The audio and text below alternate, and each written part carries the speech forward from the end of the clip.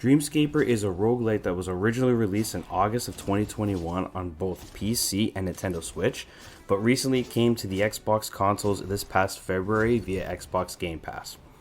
When you first fire up the game, you'll notice that the game has a beautiful yet simple art design as well as a musical score, both of which give the game a sense of elegance, while although not technically impressive, it is still a visually aesthetically pleasing title.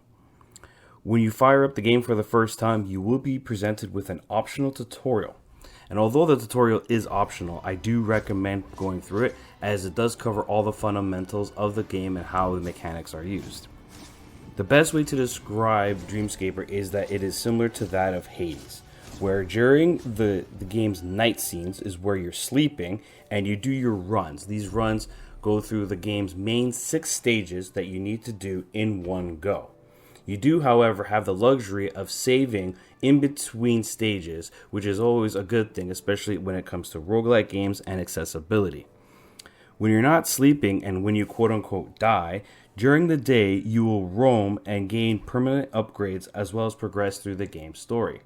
When you go through the game's main day sections, you basically have different areas of the map, which are essentially just different rooms, where you can talk to NPCs and perform your upgrades to make your character stronger for when you go back into the dream sequences. When you are in the main world, there is a journal that you can follow, which will give you quests as well as further rewards to help you with your upgrades. As stated previously, you will progress through the game's 6 stages, killing enemies, breaking stones, collecting sand to buy items, while resolve among other currencies are used to buy your permanent upgrades while in the awaked world. Combat in this game is really fun with lots of depth and weapons and abilities. Much like Hades, there's a lot of builds and combinations that you can do to make your character stronger and to suit your playstyle.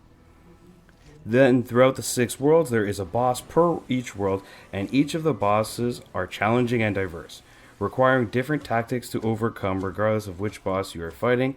The luxury about this game, as opposed to other titles like Hades, is that once you beat a boss, you can skip the boss and go right to the next world every single time. This is similar to that of Returnal.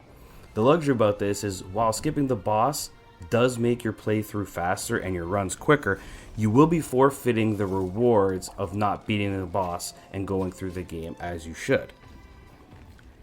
Speaking of bosses and combat, this game is definitely challenging. I wouldn't say it's as hard as like Sifu, but it's challenging nonetheless. Luckily, much like Hades' God mode, Dreamscaper has a mode called Lucid Mode, which is essentially the game's easy mode.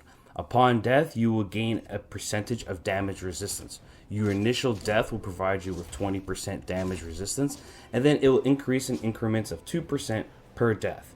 This is a means of, much like the God mode of Hades, is to make the game more accessible to players and make it just a little bit easier to get further along and not deal with the intense challenge. One of the nice nuances that they added to this game that I really liked is the map and how it is used. So the map tells you everything. It tells you when there is a health potion, when there is rocks, whether it's a boss, whether it's a treasure chest.